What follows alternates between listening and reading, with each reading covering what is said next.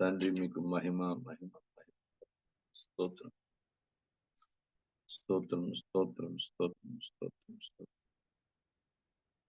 తండ్రి మీకు స్తోత్రం. దేవునికి స్తోత్రం మహిమ కలుగును గాక. తండ్రి బైబిల్ గ్రంథంలో దేవుడు సహజత్వాన్ని కోరేవాడు, సహజంగా మన జీవితాలను ఆశ్రయించేవాడు అనడానికి చాలా అద్భుతమైనటువంటి ఉదాహరణలు కొన్ని ఉన్నాయి. మన జీవితంలో నేచురల్ గా మనం ఏంటి, మన పరిస్థితి ఏంటి, మనం అట్లా ఉండే ధన్యతను పొందుకొని ఉండాలి. బైబిల్ గ్రంథంలో మారు వేషం వేసుకొని కొంతమంది జీవితాలు దెబ్బతిన్నారు. సంఘము ప్రతి ఒక్కరు కూడా, నేనైనా మీరైనా మనందరం మారు వేషం అన్నది పనిచేయాలి. నేచురల్ గా నేను సేవకుని కనుక నా సేవతత్వం, సేవా జీవితం, సేవా పరిస్థితి అంతకు మించి నాకు వేరొక పరిస్థితి ఉండటానికి వీల్లేదు. బిలీవర్స్ కూడా అంతే. దైవ ప్రజలు ఉన్నది ఉన్నట్టుగా నేచురల్ గా దేవుడు ఆశ్రయించాలి కోరుతున్నాడు. మన జీవితాన్ని ఆ రీతిలో బైబిల్ గ్రంథంలో దైవికంగా మనం ఈ సంఘటనలు విన్న తర్వాత మీరు కూడా జాగ్రత్తగా మన జీవితాన్ని మార్చుకోవలసిన ఆవశ్యకత ఉంది. మీరు 2వ దినవృత్తాంతాల గ్రంథం పరిశీలించినప్పుడు యోషియా చాలా మంచి దైవ గుణాలు గలవాడే. మీరు యోషియా జీవితాన్ని గమనిస్తే అతని వంటి వాడు లేడు అని ఒక పదం ఉంది. 2వ రాజుల గ్రంథం తీయండి, 23-25 వచనం చదవండి. 23వ అధ్యాయం 25వ వచనం చదవండి. 23వ అధ్యాయం 25వ వచనం చదవండి. అతనికి పూర్వమున్న రాజుల్లో అతని వల్లే పూర్ణ హృదయముతోను, పూర్ణ ఆత్మతోను, పూర్ణ బలముతోను యెహోవా వైపు తిరిగి మోషే నియమించిన ధర్మశాస్త్రం చొప్పున చేసిన వాడు ఒకడును లేడు. అతని తరువాత అతని వంటి వాడు ఒకడును లేడు. సరే, అంత ఘనపాటి మోషే ధర్మశాస్త్రము తూచ తప్పకుండా పాటించిన వాడు అతని వంటి వాడు ఒక్కడు లేడు. యోషియా జీవితాన్ని మీరు బైబిల్ గ్రంథంలో ఆలోచిస్తే అంత ఘనంగా పస్కా ఆచరించిన వాడు కూడా లేడు. 2వ దినవృత్తాంతాల గ్రంథం యోషియా జీవితాన్ని జాగ్రత్తగా చూద్దాం. బైబిల్ గ్రంథంలో కొన్నిసార్లు కొన్ని సంఘటనలు వింటే మనకు భయం కలుగుతుంది. ఇంకా మనం జాగ్రత్త పడిపోవాలి. తండ్రి నేను ఎంత నీకు మహిమకరమైన 2వ దినవృత్తాంతాల గ్రంథం 35వ అధ్యాయం 16 నుంచి కొంచెం చదవడం అర్థమవుతుంది. ఈ ప్రకారము రాజైన రాజు ఇచ్చిన ఆజ్ఞను బట్టి వారు పస్కా పండుగ ఆచరించి యెహోవా బలిపీఠం మీద దహన బలులను అర్పించడం చేత ఆ దినమున ఏమీ లోపము లేకుండా యెహోవా సేవ జరిగను. అక్కడ ఉన్న ఇశ్రాయేలీయులు ఆ కాలమందు పస్కాను పులియని రొట్టెల పండుగను 7 దినములు ఆచరించారు. ప్రవక్త సమూయేలు దినములు మొదలుకొని ఇశ్రాయేలులో పస్కా పండుగ అంత ఘనముగా ఆచరింపబడి ఉండలేదు. చాలండి, అంత ఘనంగా పస్కాను ఆచరించాడు. మీరు బైబిల్ అతని జీవితం యొక్క చరిత్రను చూసినప్పుడు చాలా అద్భుతమైన పరిస్థితి. 34వ అధ్యాయం మొదటి నుంచి 3-4 వచనాలు చూడండి. మొదటి నుంచి 34 వచ్చాయి. 2వ దినవృత్తాంతాల గ్రంథం యోషియా నేల నిర్మించినప్పుడు 8 ఏండ్ల వాడే యెరూషలేములో 31 సంవత్సరం ఏలను. అతడు యెహోవా దృష్టికి నీతిని అనుసరించుచు కుడికైనను ఎడమకైనను తొలగకుండా తన పితరుడైన దావీదు చూపిన ప్రవర్తనకు సరిగా ప్రవర్తించెను. చూసారా, తన ఏలు చిన్న వయసులోనే 12 ఏళ్ల వయసులోనే దేవుని యొద్ద విచారణ జరిగించి యెరూషలేమును దేశమును పవిత్రపరచగలిగిన దైవికమైనటువంటి వ్యక్తి యోషియా. చిన్న వయసులోనే దేవతా స్తంభాలను పడగొట్టినవాడు ఆయనే. చిన్న వయసులోనే యెరూషలేమును పవిత్రపరచాలని తాపత్రయం కలిగి, దైవభక్తి కలిగి, దేవుని సన్నిధిలో బలిపీఠంలో సమస్త వాటిని పడగొట్టి దేశాన్ని పవిత్రపరిచిన చిన్న 12 ఏండ్ల వాడు అతని. ధర్మశాస్త్రాన్ని అనుసరించిన వాడు, పస్కాన్ని ఘనంగా ఆచరించిన వాడు, చిన్న వయసు నుండి దేవుని వాక్యానుసారం దేశమును పవిత్రపరచాలని కోరికను కలిగిన వాడు, దేవుని సన్నిధిలో కనిపెట్టుకొని ఆయన బైబిల్ గ్రంథంలో విచారించి దేవుని సన్నిధిలో చిన్నప్పుడే మంచి దైవికమైన వ్యక్తిగా ఉండేవాడు వ్యక్తి. అలాంటి వ్యక్తి తన జీవితంలో అనవసర విషయాన్ని కలుగ చేసుకున్నాడు. తనకు సంబంధం లేని పరిస్థితిని కలుగ చేసుకున్నాడు. క్రైస్తవులు అందరూ నేర్చుకోవాలండి. మనకు సంబంధం లేని సంగతుల్లో అనవసరంగా తలదూర్చి చేయిపెట్టి దైవ చిత్తాన్ని అతిక్రమించి దేవుని రాజ్యాన్ని కోల్పోయిన పరిస్థితి మనకు రాదు. అందరూ నేర్చుకోండి. ఏదైతే మనకు సంబంధం ఏందో దాని యందు దైవికంగా దేవుని ఆత్మానుసారంగా ఉండాలి. ఎక్కడ కూడా వ్యతిరేకం ఉండడానికి లేదు. బైబిల్ పరిశీలించినప్పుడు ఈ వ్యక్తి 2వ దినవృత్తాంతాల గ్రంథం, అదే 2వ దినవృత్తాంతాల గ్రంథం 35వ అధ్యాయం మరో సత్యం 20 నుంచి చూద్దాం. ఇదంతయు అయిన తరువాత యోషియా మందిరమును సిద్ధపరిచినప్పుడు ఐగుప్తు రాజైన నెకో యూఫ్రటీసు నది యొద్దనున్న కర్కమేషు మీదకి దండెత్తి వెళ్ళుచుండగా యోషియా అతని మీదకి బయలుదేరాడు. అయితే రాజైన నెకో అతని యొద్దకు రాయబారులను పంపి, యూదా రాజా, నీతో నాకేమి? పూర్వం నుండి నాకు శత్రువులకు వారి మీదకే గాని నేడు నేను నీ మీదకి రాలేదు. దేవుడు త్వర చేయమని నాకు ఆజ్ఞాపించాను గనుక దేవుడు నాతో కూడా ఉండి నిన్ను నశింప చేయకున్నట్టు ఆయన జోలికి నీవు రావద్దని చెప్పని ఆజ్ఞాపించాను.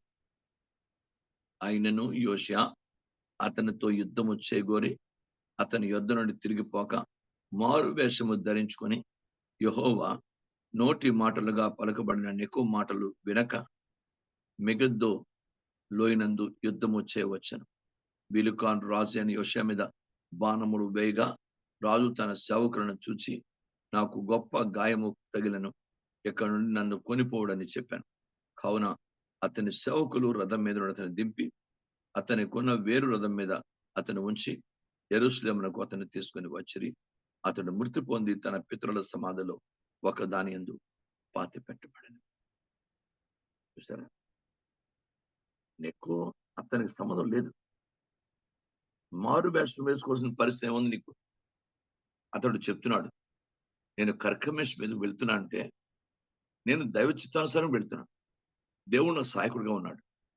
దేవుడు నిన్ను నాశనం చేయకుండా నీవు అనవసర వాటిలో కలుగు చేసుకొని దైవ చిత్తాన్ని అతిక్రమించుకో. ఇది నీకు సంబంధించింది కాదు. అలాంటప్పుడు నువ్వు దీనిలో తలదోర్చద్దు అని ఎంత స్పష్టంగా బైబిల్ గ్రంథంలో ఏం చెప్పాడు లేఖనాల్లో. చాలా అద్భుతమైన మాట రాయబడింది అక్కడ దేవుని వాక్యం నుంచి. నేను తిరిగిపోక యెహోవా నోటి మాటలుగా పలుకబడిన నెకో మాటలు.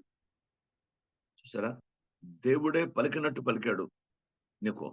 అతను చెప్పిన మాట వెళ్ళలేదు. మారు వేషం వేసుకున్నాడు. అతనికి ఉన్న నేచురల్ కాకుండా మారు వేషం వేసుకున్నాడు. వద్దయ్యా, క్రైస్తవ జీవితంలో మారు వేషం అన్నది వెరీ డేంజరస్. Very danger.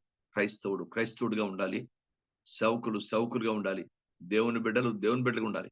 మనకు మారు వేషం ఒక వ్యాపారవేత్తగాను, ఒక విద్యావేత్తగాను, ఒక తత్వవేత్తగాను, ఒక శాస్త్రవేత్తగాను, లేక మరొక అవతారము, లేక చీట్లు వేసేవాడుగాను, లేక మరోటును, లేక డబ్బు కొరకు రకరకాల పరిస్థితుల నుంచి ఎగబాకే పరిస్థితుల్లోనికి వెళ్ళకూడదు. సేవకుడుగానే ఉండాలి. దైవప్రదలుగా ఉండాలి. అంతకు మించి దైవ చిత్తాన్ని వ్యతిరేకం చేస్తే దేవుడు అంగీకరించడు.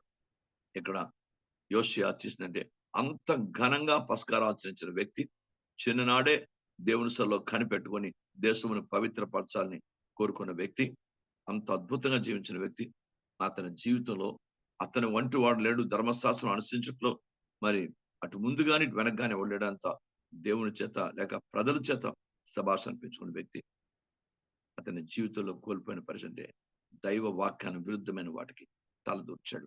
మారు వేషం వేసుకున్నాడు. మారు వేషం క్రైస్తవులు తగదు. దేవునికి స్తోత్రం. బైబిల్ గ్రంథాన్ని పరిశీలించండి. రెండో సంగతి చూద్దాం. ఆది కాండము 27వ అధ్యాయం చదివితే దాంట్లో బైబిల్ గ్రంథంలో యాకోబు ఏశావు వేషం వెళ్తాడు.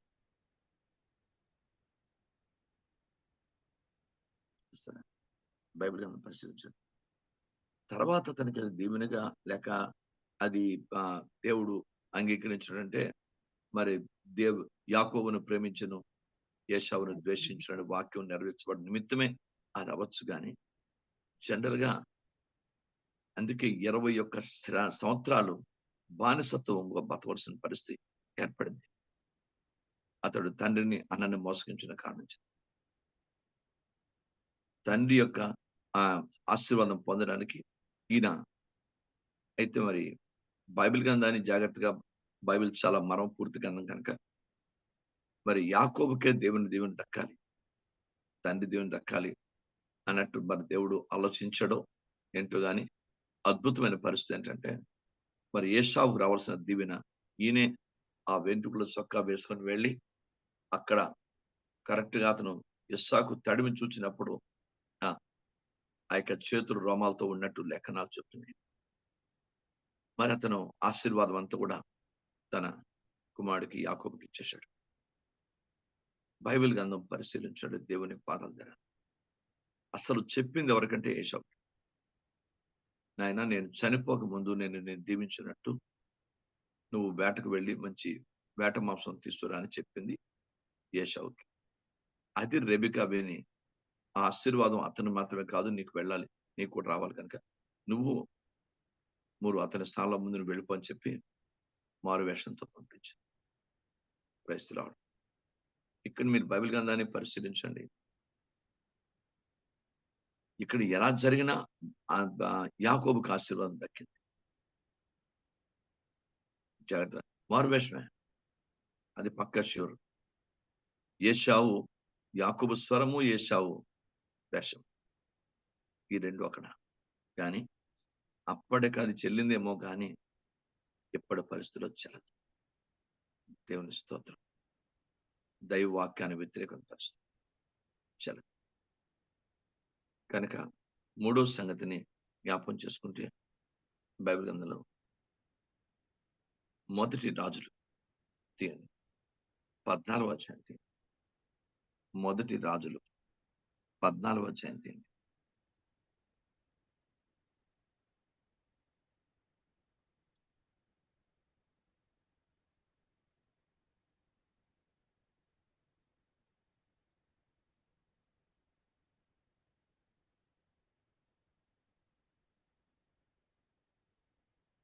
Glory to the name of Jesus. తండ్రి 2 నుంచి 20 వర్షం వరకు ఉంది. కానీ చాలా ఇది టైం చాలా ఎక్కువ సమయం పడుతుంది, చదవాలంటే చాలా ఎక్కువ సమయం పడుతుంది. అని ఒక్క మాట 2వ వచనం చదవండి. 14:2. ఆ కాలమున యరొబాము కుమారుడైన అబియా కాయిలా పడగా యరొబాము తన భార్యతో ఇట్లనెను, నీవు లేచి యరొబాము భార్య అని తెలియపడకుండా మారువేషం వేసుకొని షిలోహునకు పొమ్ము. ఈ జనుల మీద నేను రాజునగుదునని నాకు సమాచారం తెలియచెప్పిన ప్రవక్తకు అహ్యా అక్కడ ఉన్నాడు. కాబట్టి బైబిల్ అని చెప్తుంది, అవన్నీ చదవడం టైం పడుతుంది. సింపుల్. 13వ అధ్యాయం 13వ అధ్యాయంలోనే 33, 34 వచ్చారు. ఈ సంగతి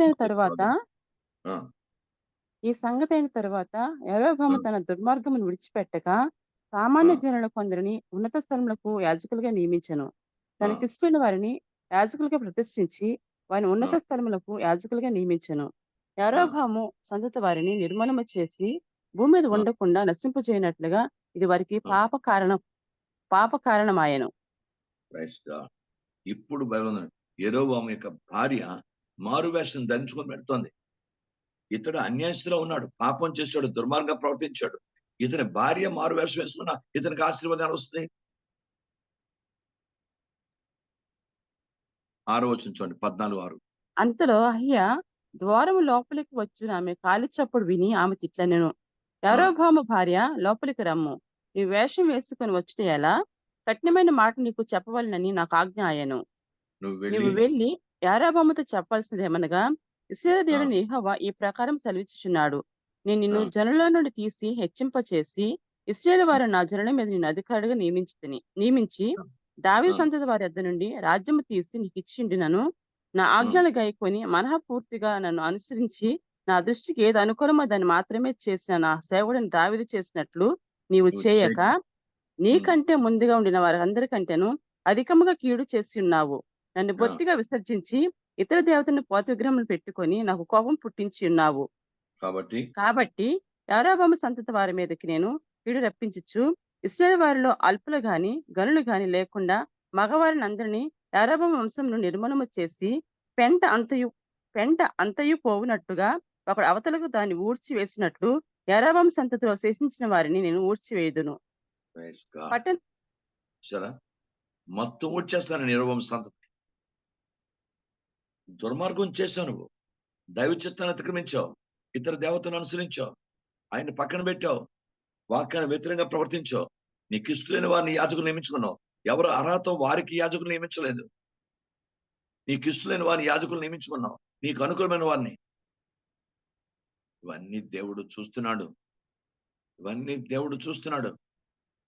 క్రైస్తలాడు ఈనాడు ప్రపంచం కూడా అట్లా ఉంది. మీకు అదందా? డబ్బున్న వాళ్ళు, మంచి హోదాలో ఉన్నవారు, మంచి పరిస్థితులు ఉన్న వారిని మంచి మంచి పదవుల్లో ఉంచుతారు. మిగతా అర్హతలు ఉన్నా కూడా దైవాత్మ అభిషేకం కలిగి ఉన్న, దైవ చిత్తాన్ని నెరవేర్చే దైవ అభిషేకం ఉన్న వారిని పక్కన పెట్టేస్తున్నారు. మీకు అర్థమైందా? ఇవన్నీ ప్రపంచంలో మన పరిస్థితి బైబిల్ గ్రంథాలు కూడా చాలా దైవవాక్యం వ్యతిరేకమైన పరిస్థితులు జరుగుతున్నాయి. దీని పెద్ద నువ్వు మారు వేషం వేసుకొని రానేలా, నువ్వు ఎన్ని చేసినా నీ భర్త చేసిందని దేవుడు క్షమించడు చెప్పేశాడు ప్రవక్త. దేవునికి స్తోత్రం కనుక మారు వేషం అన్నది బైబిల్ గ్రంథంలో ఎలాంటి పరిస్థితి ఉంది చూడండి. దేవునికి స్తోత్రం కన్ను కాక. ఇది సాధారణమైన పరిస్థితి కాదు. కొంచెం దేవుని వాక్యాల సమూయేలు విషయంలో కూడా సమూయేలుని లేవనెత్తడానికి సౌలు మీకు ఎప్పుడు నేను చెప్తుంటాను, మీకు ఎంతమంది గుర్తుందో గుర్తులో తెలియదు. సౌలు ఒకటోది దేవుని పట్ల అవిధేయత చూపిన కారణంగా రాజ్యం నుంచి తునీకరించబడ్డాడు, రాజ్యం తీసివేశాడు. కర్ణపిశాచి విద్య గల స్త్రీ దగ్గరతో ఆమె దగ్గరకు వెళ్ళి ఆమె ద్వారా సమూయేలును బయటకు రప్పించి సమూయేలు ద్వారా మాట్లాడడం ద్వారా అక్కడ మరణాన్ని తెచ్చుకున్నాడు. ఇది జరిగిన సంఘటన. మీకు అర్థమైందా? మీరు బైబిల్ గ్రంథాన్ని పరిశీలిస్తే జరిగిన సంఘటన. సౌలు మరణమవడానికి కారణం అతడు కర్ణపిశాచి విద్యల స్త్రీతో సంపాదించడం. సౌలు రాజ్యాన్ని కోల్పోవడానికి కారణం అతడు చూపిన అవిధేయత. ఈ రెండు అతని జీవితాన్ని కానీ మారు వేషం వేసుకునే పెడతాడు. ఎందుకు? రాజుని పోల్ చేస్తే ఒకవేళ ఆమె చేయదేమోనని. అయినా తెలిసిపోయింది. సమూయేలు లేచిన సమూయేలు చెప్పాడు, యెహోవాయే నిన్ను ఎడబాశాడు, నేనేం చేయలేదు, ఈ రాజ్యం తీసివేస్తాడు, దావీదుకి ఇచ్చేశాడు, కనుక నేను చేయడానికి ఏం లేదు స్పష్టంగా చెప్పాడు సమూయేలు. కానీ గొప్ప విషయం నేను ఇప్పటికీ ఆలోచిస్తుంటాను, ఒక కర్ణపిశాచి గల స్త్రీ అంతటి దైవజనులు లేవనెత్తడం ఏంట నాకు ఇప్పటికీ మిస్టేక్ అన్నమాట. చాలా ఆలోచిస్తే ఏంటి ప్రభా, అంటే దానికే అంత శక్తి ఉందా అనిపించి నాకు. ఏంటి ఇంత పరిస్థితి? ఒక్క దైవజనుడైనా, సమూయేలు అంటే మామూలు దైవజనుడు కాదు, ప్రవక్త. అలాంటి ప్రవక్తని ఈ మంత్రగతి లేవనెత్తిందంటే ఏంటనుకోవాలి, ఏంటి నాకు అర్థం అవ్వదు. సరే, దాని గురించి మనం ఆలోచించడానికి సమయం కాదు. కానీ మారు వేషాలు క్రైస్తవ జీవితంలో పనిచేయదు, దైవ వాక్యాన్ని వ్యతిరేకంగా ఉండకూడదు. అందుకే బైబిల్ గ్రంథంలో దేవుని వాక్యం చెప్తుంది. లేఖనాలు మొదటి రాజులు 20వ అధ్యాయం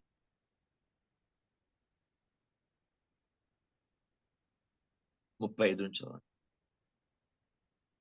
అంతట ప్రవక్త శిష్యులలో ఒకడు యెహోవా ఆజ్ఞ చేత తన చెలి అతనితో నన్ను కొట్టుమనగా అతని కొట్టుటకు ఒప్పకపోయినప్పుడు అతడు, నీవు యెహోవా ఆజ్ఞకు లోబడకపోతివి గనుక నువ్వు నన్ను విడిచిపోగానే సింహం నిన్ను చంపునని అతనితో చెప్పెను. అతడు వెళ్ళిపోగానే సింహం ఒకటి అతనికి ఎదురై అతన్ని చంపెను. తర్వాత మరొకడు అతనికి కనబడినప్పుడు అతను నన్ను కొట్టుమనగా అతని కొట్టి గాయపరచెను. అప్పుడు ఆ ప్రవక్త పోయి కండ్ల మీద పాగా కట్టుకొని మారువేషం వేసుకొని మార్గమందు రాజు యొక్క రాకకై కనిపెట్టుకుని ఉండి, రాజు వచ్చుట చూచి బిగ్గరగా రాజు ఇలాగ మనవి చేసుకొనెను, నీ దాసుని నేను యుద్ధంలోనికి పోయి ఉండగా ఇదిగో ఒకడు ఇటు తిరిగి ఒక మనిషిని నా అద్దెకు తోడుకుని వచ్చి, ఈ మనిషిని కనిపెట్టుము, ఏ విధముగా నేను వాడు తప్పించుకొని పోయినడలా వాని ప్రాణములకు మారుగా నీ ప్రాణం పోవును, లేదా నీవు 2 మనుగుల వెండిని ఇవ్వవలెనెను. అయితే నీ దాసుని నేను పని మీద అక్కడక్కడ తిరుగుచుండగా వాడు కనబడకపోయెను. అప్పుడు ఇశ్రాయేలు రాజు, నీకు నీవే తీర్పు తీర్చుకుంటువు గనుక నువ్వు చెప్పినట్టుగానే నీకు జరుగును అని అతనికి సెలవీయగా, అతడు త్వరపడి తన కండ్ల మీద పాగా తీసివేయగా చూచి అతడు ప్రవక్తలలో ఒకడని రాజు పోల్చెను. అప్పుడు అతడు, యెహోవా సెలవిచ్చినదేమనగా, నిన్ను శపించిన మనిషిని నీవు నీ చేతుల నుండి తప్పించుకొని పోనిచ్చితివి గనుక వాని ప్రాణములకు మారుగా నీ ప్రాణమును, వాని జనులకు మారుగా నీ జనులను అప్పగింపబడుదురని రాజు అనగా, ఇశ్రాయేలు రాజు బైబిల్ గ్రంథం చూస్తారా, మారువేషం అన్నది ఎక్కడైనా డేంజరే. అంటే ఇవన్నీ నేను విశ్లేషించడానికి సమయం గంటలు కాదు కదా, చిన్న దాంట్లో నేను చెప్పాలి ఒక 1 గంటలో. కనుక మారువేషం అన్నది ఎక్కడైనా డేంజర్. ప్రవక్త మారువేషం వేశాడు, రాజులు మారువేషం వేసుకుంటారు, బైబిల్ గ్రంథం స్త్రీ మారువేషం వేస్తుంది. ఇలా మీరు బైబిల్ గ్రంథాన్ని పరిశీలిస్తే కొన్ని సంఘటనలు ఉన్నాయి. కనుక దేవుని బిడ్డ, మనందరం నేర్చుకుందాం. క్రైస్తవ జీవితంలో దొంగ అపోస్తులు ఉన్నారు, నిజమైన అపోస్తులు ఉన్నారు. సాతానుడే వెలుగుదూత వేషమై దొంగ అపోస్తులు వేషం వేశాట. దావీదు చిత్తాన్ని అతిక్రమించాడు. మీరు బైబిల్ గ్రంథాన్ని పరిశీలించండి. దొంగ అపోస్తులు ఉన్నారు, అపోస్తులు కాని వారిని సహించవని కూడా బైబిల్ గ్రంథంలో ఉంది. అంటే ప్రపంచం ఎంత డూప్లికేషన్ అయిపోతుంది, ఎంత భయానకమైన పరిస్థితులు ప్రపంచంలో ఏర్పడుతున్నాయి. ఎంత జాగ్రత్త కలిగి మనం ఉండాలి. దయచేసి మీరు కూడా నేర్చుకుందాం.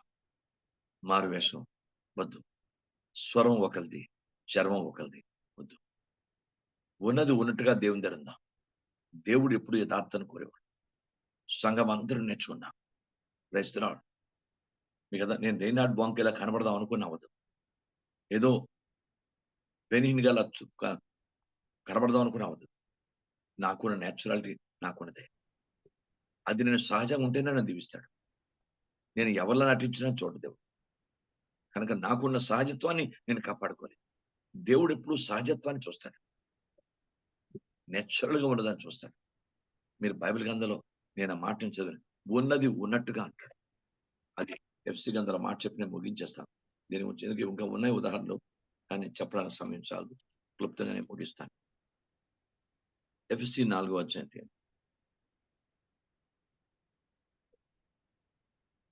20 నుంచి చదవండి. అయితే మీరు యేసును గూర్చి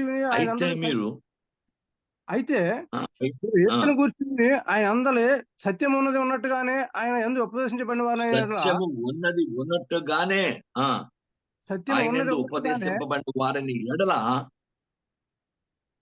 మీరు అలాగు క్రీస్తును నేర్చుకునే వారు కారు. ఉన్నది ఉన్నట్టుగానే నేచురల్ గా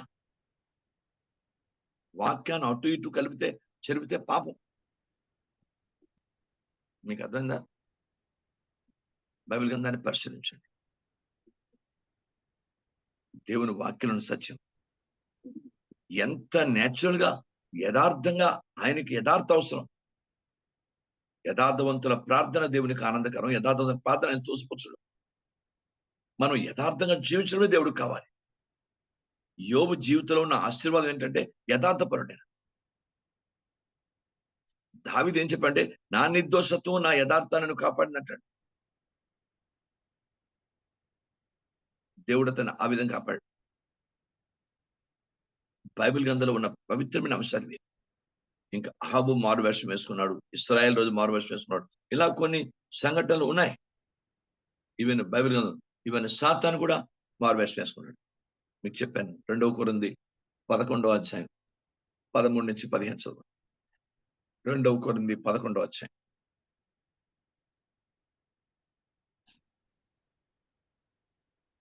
2 కొరింథీ 11వ అధ్యాయం 13 నుంచి 15. ఎందువల్ల నేను మేము ప్రేమింపవలనందువలన దేవునికి తెలియను. 11 నుంచి పాస్కరండి, 14 పాస్కర్ కాదమ్మా, 2 కొరింథీ 11వ అధ్యాయం చెప్పాను. 13 నుంచి 15. ఏలి అనగా అట్టి వారు క్రీస్తు యొక్క అపోస్తుల వేషము ధరించుకుని వారే దొంగ అపోస్తులను మోసగాండ్రకు పనివారును ఉన్నారు. ఎవరు అది చెప్పాడు అక్కడ. ఎవరు? కింద చూడండి, కింద మనం 11 నుంచి మనం చదివితే, ఎందువల్ల నేను మిమ్మల్ని ప్రేమించుకుందినా ప్రేమింపనందువలన దేవునికి అతిశయకారణను వెతుకువారు ఏ విషయంలో అతిశయించున్నారో ఆ విషయంలో వారును మా వలనే ఉన్నారని కనపడ నిమిత్తము వారి కారణము దొరకకుండా కొట్టివేటుకు నేను చేయుచున్న ప్రకారమే ఇక ముందుకును చేతును. ఏలనగా అట్టివారు క్రీస్తు అపోస్తుల వేషము క్రీస్తు యొక్క అపోస్తుల వేషం ధరించుకుని వారై నుండి దొంగ అపోస్తులు మోసగాండ్రును పనివారినై ఉన్నారు. ఇది ఆశ్చర్యం కాదు, సాతాను తానే వెలుగుదూత వేషం ధరించుకున్నాడు. చూస్తారా? వాని పరిచారకులను నీతి పరిచారకుల వేషం ధరించుకున్నట గొప్ప సంగతి కాదు. వారి క్రియలు వారికి చొప్పున వారికి అంతము కలుగును. సాతాను కూడా మారు వేషం వేసుకుంటాడు. దేవునికి స్తోత్రం కలుగుగాక. జాగ్రత్తగా నేను మీరు పడును. అందుకే మన అంతరంగం మన బయట రెండు సరిచూసుకొని ఉండాలి. మన అంతరంగం ఎంత యథార్థంగా ఉంటుందో, నేను అంతరంగంలో నేను ఎన్ని చేసుకొని బయటకు ఎన్ని రకాలుగా నేను మాట్లాడినా అది దేవునికి చెల్లదు. మనుషులు అంగీకరించు కానీ బట్ దేవుని చెల్లదు. అందుకే మన అంతరంగం దేవుని స్తోత్రం. ఈరోజు ప్రతి ఒక్కరం కూడా సంఘంలో ఒకరి పట్ల ఒకరికి, ప్రతి బ్రదర్ ఒక మరో బ్రదర్ పట్ల, ప్రతి సిస్టర్ మరో సిస్టర్ పట్ల, ప్రతి కుటుంబం మరో కుటుంబం పట్ల ఒక్కరికొకరికి అయినా ఒక దైవిక అంతరంగంలో కుటుంబాన్ని ప్రేమించాలి, బయట కుటుంబాన్ని ప్రేమించాలి. ఆయన బైబిల్ గ్రంథం చెప్తుంది, ఒక బ్రదర్ని అంతరంగంలో ప్రేమించాలి, బయట ప్రేమించాలి. ఒక సిస్టర్ని అంతరంగంలో ప్రేమించాలి, బయట. ఇది దైవికుని యథార్థం. ఈ యథార్థాన్ని కలిగి ఉన్న జీవితాన్ని దేవుడు రాస్తాడు. ఉన్నది ఉన్నట్టుగా నేను ఎంత రంగు పొలుముకున్న వేషం వేసిన దేవుడు అంగీకరించు. ఇది మీరు అందరూ గమనించాలి. సంఘాల్లో ఉన్న మెయిన్ పరిస్థితి ఏంటంటే ఇదే. మీకు అర్థందా? ఎంత భయానక పరిస్థితులు మీరు కొన్ని దగ్గర చూస్తే ఎంత భయానక పరిస్థితులు ఉంటాయి తెలుసండి. రాజకీయ నాయకులు ఎలా ఉంటారో ప్రపంచంలోని, క్రైస్తవ దీనిలో కూడా అలాగే ఉన్నారు, ప్రజలు ఉన్నారు. మీకు అర్థందా? ప్రపంచం మనం చూస్తే మనకే భయం వేస్తుంది. ఏంటి క్రైస్తవ్యంలో ఎంత దైవవాక్యాన్ని వ్యతిరేకమైన పరిస్థితులు చోటు చేసుకుంటున్నాయి, మనకే భయం వేస్తుంది. విశ్వాసాన్ని కోల్పోయే ప్రమాదాలు ఉంటాయి. కనుక దేవునికి వాక్యం చెప్తుంది, మారువేషం కాదు, ఉన్నది ఉన్నట్టుగా దేవునికి అనుకూలంగా మనం జీవించడమే దేవుడు కోరుతున్నాడు. బైబిల్ గ్రంథం దేవుని వాక్యం చెప్తుంది, ఆది కాండం దగ్గర నుంచి ప్రకటన గ్రంథం వరకు, పాత నిబంధన గ్రంథంలో కొత్త నిబంధనలో చూస్తుంటే మారువేషం అనేది వెరీ డేంజర్. ఉన్నది ఉన్నట్టుగా మన ప్రార్థన ఏ ప్రార్థన మీరు అనుసరించి కాదు, ఇమిటేషన్ కాదు, క్రైస్తవుడు మనుషులు ఇమిటేషన్ చేసే ప్రార్థన కాదు. నీ ప్రార్థన నేచురల్ గా, నీ కష్టం ఏంటో, నీ బాధ అంటే, నీ పరిస్థితి ఏంటో, నీకు నీ జీవితంలో నీకు ఉన్నది ఉన్నట్టుగా దేవునితో మాట్లాడుకో. ఎవరో మాట పలికిన నువ్వు మాట అది కాదు. క్రైస్తవుడు మాటలు మామూలు పరిస్థితి తీసుకోవడం కాదు. భావించండి, డైరెక్ట్ దేవుని వాక్యంలో నీవు నేచురల్ గా దేవుని ప్రార్థించు, నేచురల్ గా ఆయన అనుసరించు, వాక్యాన్ని బట్టి జీవించు. అద్భుతం చేస్తాడు దేవుడు. బట్ మనకి ఏదో తెచ్చుకునే విధంగా మనం చేయ, అది వేషంతో కూడా, మారు వేషంతో కూడా జీవితం మంచిది కాదు. అది నేర్చుకోవాలి. Praise God. ప్రార్థన చేద్దాం. ప్రభా, నీ పాదాల దగ్గర నాకు మారు వేషంతో కూడా జీవితం నాకు వద్దయ్యా. ఎప్పుడు నేచురల్ గా నా ప్రార్థన, నా జీవితం, నా ఆత్మీయత, నా ప్రేమ, నా పరిశుద్ధ, నా యథార్థ, నా విశ్వాసం అన్ని నేచురల్ గా ఉన్నది ఉన్నట్టుగా ఉండేటట్టు దీవించండి ప్రభా. Praise Lord. దేవుని స్తోత్రం. నేర్చుకోండి. ప్రార్థన చేసుకుందాం. ఈ సందేశాన్ని రికార్డ్ చేయగలను, దాన్ని బయటని బ్రాడ్కాస్ట్ చేయద్దు. క్రైస్తవుడు. ఎందుకంటే కొంతమంది అంగీకరించు క్రైస్తవుడు ఇతర క్రైస్తవులు. ఎందుకంటే క్రైస్తవ సంఘాల పరిస్థితి బాగుండలేదు. చాలా భయానకంగా ఉన్నాయి. చాలా బాధకర పరిస్థితి. మీకు అర్థం కాదు. కొన్ని సంగతులు వింటే మనకే భయం వస్తుంది. ఒక ఆయన స్పష్టంగా డైరెక్ట్ గా అతని భార్య ఉంది, వ్యభిచారం చేస్తున్నాడు అని తెలుసు. కానీ అతనే వచ్చి కానుకలు పట్టి ఆ సంఘంలో ఇస్తున్నాడు. ఎంతవరకు న్యాయం? ఎంతవరకు న్యాయం? చాలా బాధకరమైన పరిస్థితి. మీకు అర్థం అసలు కానుకలు పట్టడమే ఆయన దైవ కానుకలు వాళ్ళు ఎంతో దైవభక్తో దైవాత్మానుసారంగా దైవ చిత్తానుసారం పట్టాలి కదా. అలాంటిది అతను పాపంలో ఉండి ఇలాంటి పరిస్థితులు దేవుడు అంగీకరించడు. ఎందుకంటే భక్తుగా నటించేది దేవుడు ఒప్పుకోడు. ఇలాంటివన్నీ చెప్తే ప్రజలు చెప్తే బ్రాడ్కాస్ట్ చేస్తాడు. ఎక్కడుతుంది నా పైన బైబిల్ చెప్తుంది. మనం అలా ఉండద్దు. మనం నేర్చుకుందాం. ఉన్నది ఉన్నట్టుగా దైవ భక్తిని కలిగి ఉందాం. అలాంటి ఆశీర్వాదాన్ని నాకు మీకు దేవుడు ఉన్నది ఉన్నట్టుగా ఆయన చూచిన లేఖన ప్రకారము ఆయన దాన్ని యథార్థనే కోరుతున్నాడు కనుక అలానే ఉన్నట్లు దేవుడు మన దీవించుకుంటాడు. ఆమె కళ్ళు మూసుకోండి, చిన్న ప్రార్థన చేద్దాం. మీరు ఒకరు ప్రార్థన చేయండి.